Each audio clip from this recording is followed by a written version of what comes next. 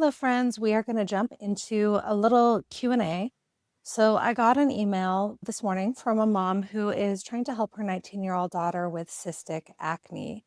I don't know a lot about the background of this case, but I'm going to jump into some generalized principles that could help and also just some of the underlying ideas and concepts that you should address for anyone dealing with any chronic health issue, and then a few particular things about acne in a 19-year-old. So first of all, so sorry that she's dealing with this. You know, age 19, you want to be beautiful, you want to feel confident to walk into a room and put your best foot forward. And something as severe of a skin condition as cystic acne is going to make it really hard to do that. First thing I'm going to be wondering about is the skin barrier. So, has she been using different chemically created artificial cleansers, serums, scrubs, etc.? If so, take a total break from those and just let the natural skin barrier redevelop. The skin has its own microbiome, and that is so easily stripped and disturbed by a lot of the synthetic cleansers and scrubs and serums and 7-step skincare thing and all that. And I understand why she may have been called to try, but let's just take a total break from that and just try water and maybe some castor oil. I've seen castor oil really work wonders on some teens' skin. So secondly, if there is a buildup of sebum or blackheads, those will have to be mechanically extracted. So if you have a holistic esthetician, that would be a really good call because those things are not going anywhere without being mechanically extracted. So a holistic facial could be very, very helpful. And I'm not talking about microdermabrasion or anything crazy, just a little bit of steam on the skin to open the pores, and then a very gentle extraction of the plugged areas by someone who's very sensitive, very caring, very gentle. And maybe it's not a one-time thing. Maybe this is a multi-step thing because extracting things is inflaming in of itself. Thirdly, is she eating well and is she eating enough? So many teen girls are not eating enough. And so if you're not eating enough food, how is your body supposed to repair and regenerate the tissues that you have? And at its essence, acne, it's like there's an inflammation inside and that's coming out through the face. So to soothe this inflammation, it's going to be really important to be eating enough food to basically build your tissues and cope with the immense metabolic load of being 19. Remember, at 19, you are still growing. You may have reached your full height already, but your brain is still developing a lot. Your nervous system is still developing. Your bone density is still setting. So you are by no means fully grown yet. So sometimes the only way to really know if you're eating enough is to grab a free food tracking app, Chronometer, or MyFitnessPal, and just plug everything you're eating in there and take a look at it. Don't try and change anything. Just put it all in there, take a look at it, look at the data after about a week to 10 days, and then you can decide, where to go from there. A lot of teens are doing almost like a under eating during the day and then binging in the evening.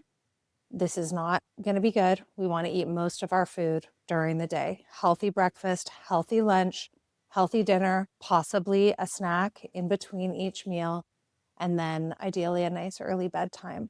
Now let's move on to the most dreaded topic, screen time. Okay. So I could not say enough bad things about screen time. I literally could not say enough about how they are causing brain rot, lack of executive function, cognitive decline in young. Don't know anything exactly about this lady and her particular situation, but she's dealing with a really tough chronic health condition.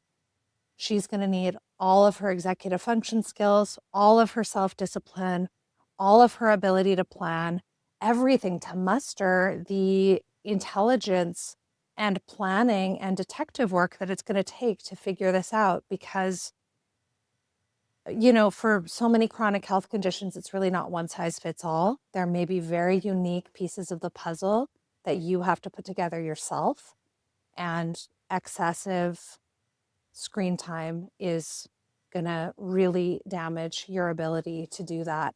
Not to mention the self-esteem impact of looking at artificially generated and filtered women online who are always looking perfect. No Instagram, no TikTok. Delete those apps from your phone. They are not going to be helping you. And maybe that sounds harsh, but sometimes reality is not as kind and gentle as we would like it to be. So we talked about screen time, we talked about nutrition, protein, meat, protein, AKA meat. So eating about 100 grams of meat-based protein every day. That's about 3 servings of if you look at the inside of your wrist, kind of make a little square. So 3 servings of that size. It's really going to stabilize your blood sugar. So, hormonal birth control. Sometimes it can be really hard to get better when you're on hormonal birth control.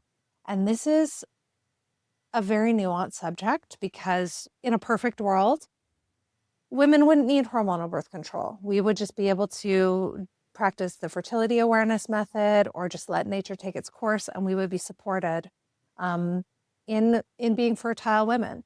But sometimes life is chaotic. Sometimes consent is not always there. And I do recognize that sometimes hormonal birth control might feel like your only choice. However, if you're dealing with skin issues, the way hormonal birth control is basically flatlining your hormones. I mean, we could call it female sterilization, would be also an accurate term for the hormonal IUD or the birth control pill. The way it's flatlining your hormones is not really going to be helpful to allowing your body to do full cellular regeneration. So that's something to think about. With everything I said in this video, there's no one size fits all. Truthfully, with a health condition like this, you're going to need to really dig deep and really see what works for you. Keep a little journal, track if you have exacerbations or breakouts, track your energy. And also remember, you're 19. This is a really, really special, really important time in your life. You can still be beautiful, even with this skin condition. Do your best to be brave and still keep going out, keep being social. Don't say that you're not going to go out in public because of this.